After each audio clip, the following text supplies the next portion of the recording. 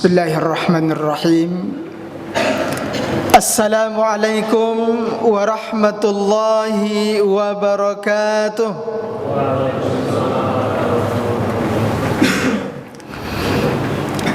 Alhamdulillah.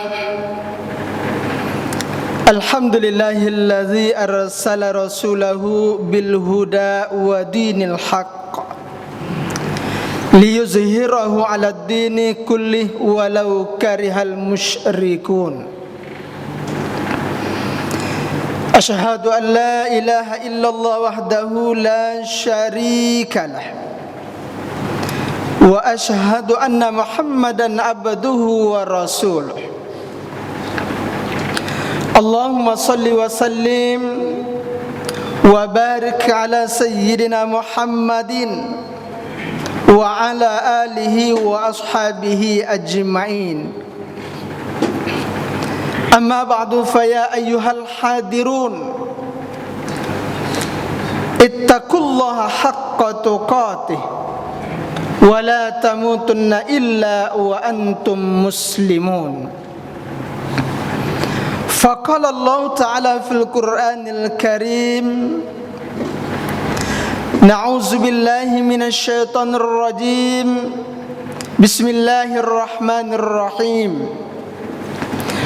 Ya ayyuhalladzina amanu taqullaha wal tanzur nafsum ma qaddamat lighad wattaqullaha innallaha khabirum bima ta'malun. Sadaqallahul azim.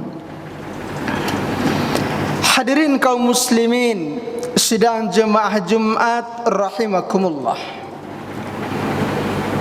Alhamdulillah, selalu kita bersyukur kepada Allah Subhanahu wa taala. Allah masih sayang kepada kita. Allah panjangkan umur kita. Allah berikan kepada kita nikmat, sehat dan kesempatan. Pada hari ini kita telah banyak melaksanakan segala aktivitas kita. Bentuk nikmat yang diberikan oleh Allah, marilah sama-sama kita syukuri. La in syakartum la azidannakum wa la in kafartum inna azabi lasyadid. Kata Allah, siapa yang pandai bersyukur atas nikmatku, maka akan aku tambah. Tapi sebaliknya, sekiranya kita sudah kufur terhadap nikmat Allah, maka janji Allah, tunggulah azabku amatlah pedih. InsyaAllah, mudah-mudahan kita termasuk hamba yang pandai bersyukur kepadanya. Amin ya rabbal alamin. Berselawat kita kepada Rasulullah Muhammad sallallahu alaihi wasallam. Allahumma salli ala sayyidina Muhammad wa ala ali sayyidina Muhammad. Assalamu alayka ya Rasulullah. Mudah-mudahan juga kita termasuk umat akhirul zaman yang akan mendapatkan syafaat di yaumil mahsyar kelak. Amin amin ya rabbal alamin. Hadirin kaum muslimin sidang jemaah Jumat rahimakumullah. Khatib mengajak kepada kita semua, terlebih kepada diri khatib secara pribadi, marilah sama-sama kita untuk selalu meningkatkan keimanan dan ketakwaan kepada Allah Subhanahu wa taala. Dalam arti kata menjalankan apa yang sudah diperintahkan oleh Allah.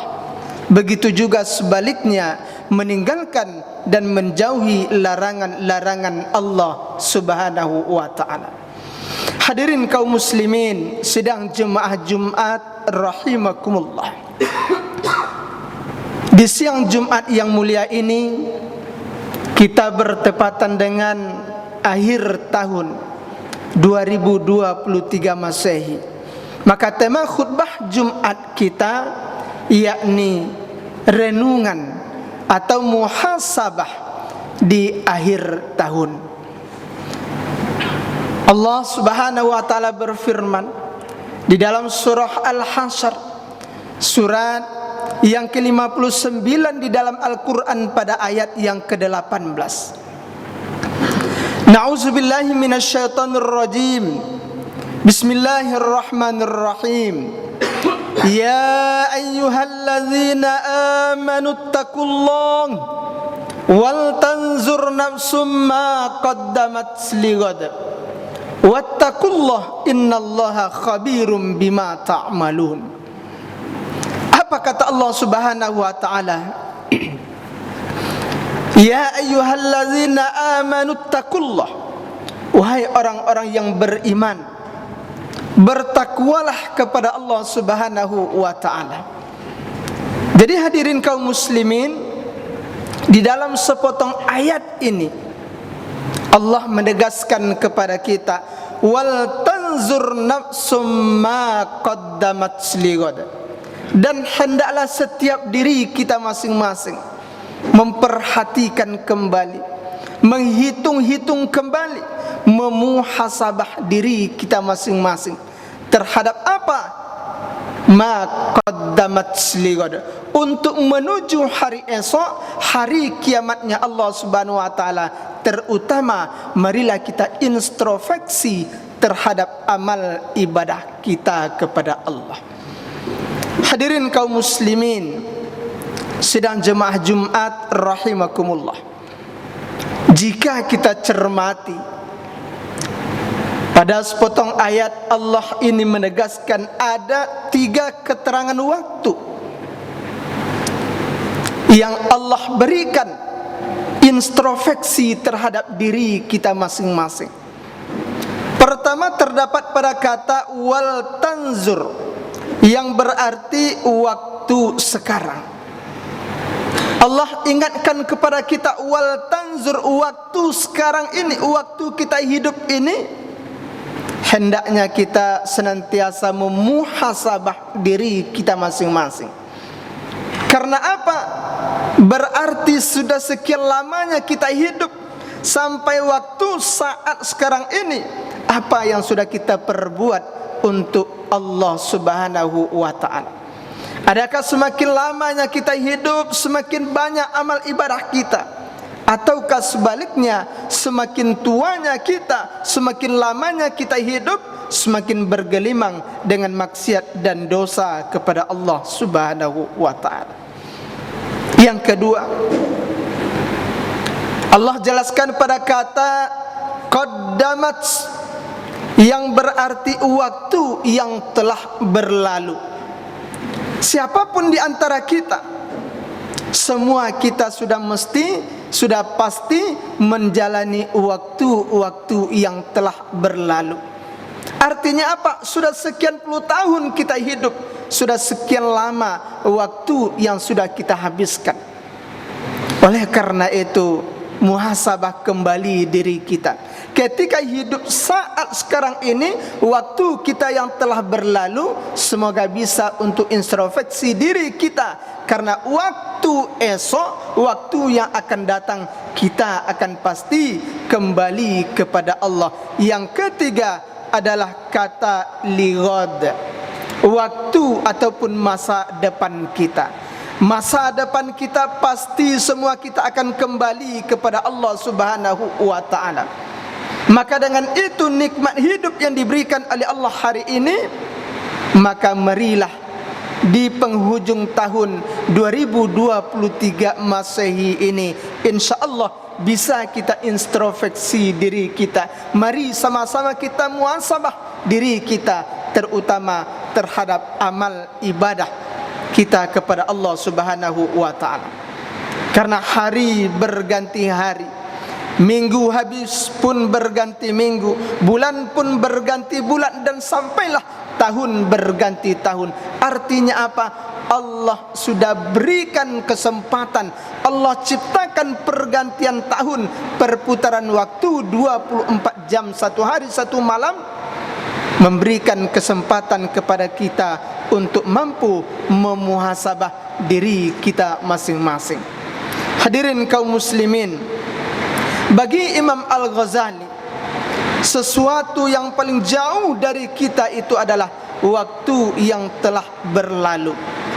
Karena semakin lamanya kita hidup, maka waktu yang telah kita lalui akan semakin menjauh dari kita. Oleh sebab itu, marilah kita tidak boleh terlalu larut dalam masa-masa lalu kita dengan hidup kita sampai saat sekarang ini, dan menentukan hidup kita masa yang akan datang.